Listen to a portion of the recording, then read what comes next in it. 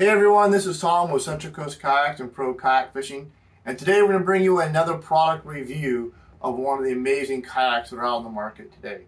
This is from Viking Kayaks, a New Zealand brand that we've really enjoyed paddling. They make some really neat accessories and really interesting kayaks. And today we're going to bring you the Profish GT. This kayak has some really unique features for its length and for its overall build.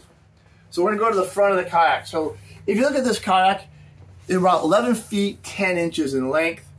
Has a nice big grab handle here, kind of a rounded nose, which is really nice. So it tracks really well, but it's not going to bury itself in swell. So it has a nice releasable bow on this. So come back to the front, we've got a big hatch. And we've opened up this rubber hatch. It's a very watertight hatch with a big opening. So if you were going to go camping or if you wanted to put dry bags in there, a lot of space in here to do that. Nice and deep with a lot of volume. So you're going to get a lot of float even if you do load that down. Coming back from the front hatch, we have this amazing cockpit. And this is what's really unique with the Viking. So first off, is its adjustable foot pegs. These adjustable foot pegs can take a rudder. So the rudder kit, basically these come off. Actually there's toe controls that go on here and the lines come through here. So you don't have to take off the rails at all. You're just adding the lines and the toe control kit. Nice deep cockpit. You've got a clipped-in seat with a real nice high back for support and an aerated bottom to it. So it's really comfortable even on hot climates. And then we have a round hatch right in front of the seat. What's unique about this is a quick twist lock. It has a great O-ring around it. So it's really watertight. Probably the best hatches I've seen in the market. And then it has this little removable bucket for tackle. And then the bucket itself is molded into the boat with a scupper plug in the bottom so it drains right through. So you got a little bucket here, little twist lock hatch, so if you need to get access to your tackle really easily, or let's say you've got your phone and a dry bag in here, you can have access to it. But this is where this boat really shines. At 11 feet 10 inches, it has a removable tackle pod. This is stock. So it has two Railblaza mounts for your rod holders. These can actually be swapped out if you like other brands such as Yak Attack has the same hole pattern. So if you want to do that, you could. It also has this round disc, gets unscrewed, and you can run your transducer wire through here.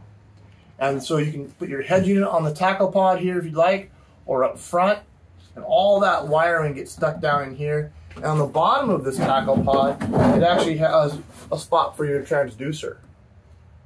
You can get a transducer kit, or you can mount it in there yourself if you like.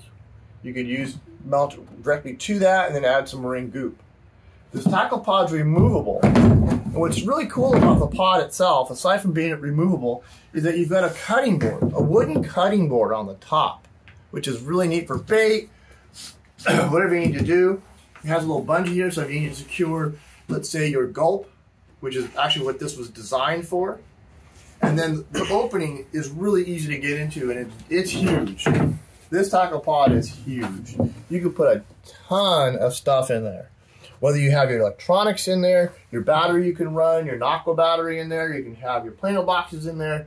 You can run so many different things in this tackle pod. So when you get back to shore, this whole thing comes out, gets put in your vehicle, and now all of your stuff, your electronics are safe. And then you've got a lighter boat to move around. This boat's 57 pounds with the tackle pod. It's one of the lighter boats out there. But when you remove the tackle pod, you have this big opening here, big flat area, and it has some accessories that go with this. They have a kid pod, they have a tackle pod that actually has a live well built into it, which is great. But the thing I like about it is that this is really easily removed. There's a pin right here that locks it into place. It just slides right through there. So it's quick, easy access, and the front actually has a molded stop in it. But this little bump right here locks the front of this pod in. So it's just quick, easy, drop in, drop your pin, and you're done. As we come back into the cockpit, you'll see these big molded in handles. These were upgrades, I think in 2019 when they started to mold these in. They used to have just regular standard straps on there. But these are really nice positive handles to grab onto. And then you've got two rod holders on either side that are built in. So these are nice because they face forward. Now in New Zealand, it's a different style of fishing than here on the west coast of the United States. But it is nice to be able to put your rod in there while you're dealing with stuff and get the rod out of your way.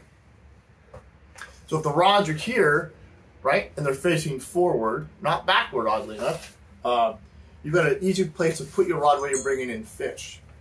Something else about the tackle pod is they have these molded in bumps, or divots, I should say, and these are your rod stagers. So if you want to go out, you can put your rods right here, lay them across your lap. And so you always have them if you're going into skinny water, getting around trees or brush. It's a nice way of laying them down. I would probably include a bungee somewhere in here to lock the rod down. So here's your seat. Behind the seat there are two more flat deck Railblazer mounts for your rod holders. A ton of built-in rod holders. So you can easily drop them in here, and then two more molded in rod holders that face backwards. So some people in New Zealand, they'll use these to troll out of. I'm not a fan of trolling out of them, but a lot of people do that. And then their bigger boat, the Reload, has these built in on the front.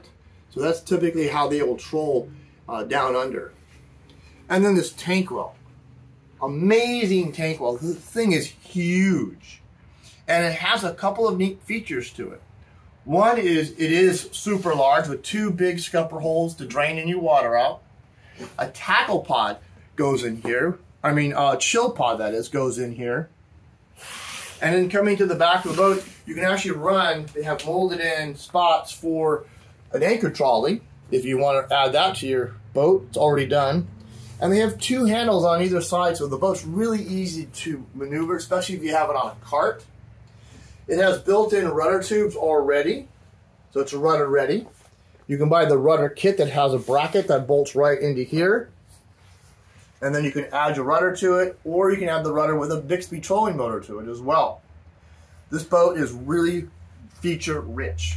It has a drain plug on the back here, so if you ever get water inside, easy enough to open this up and drain this out. Never had an issue, but all sit on top should have that for safety. And then this keel line is really interesting too. If you look down here, this keel line goes all the way underneath, and this thing paddles very, very well without the rudder. The rudder is a nice addition, but it paddles great for a sub 12-foot kayak. Really pleased with it. So this is the Profish GT from Viking Kayaks, made in New Zealand. We've been dealing with these folks for a number of years. We've loved their product. If you're a paddler or just not into pedals, or you can't paddle in water with pedals, this is something for you to take a look at. Under 12 feet, under 60 pounds, feature rich, a lot of stuff that you can add to it or remove from it. We'll show you the accessories in our next video.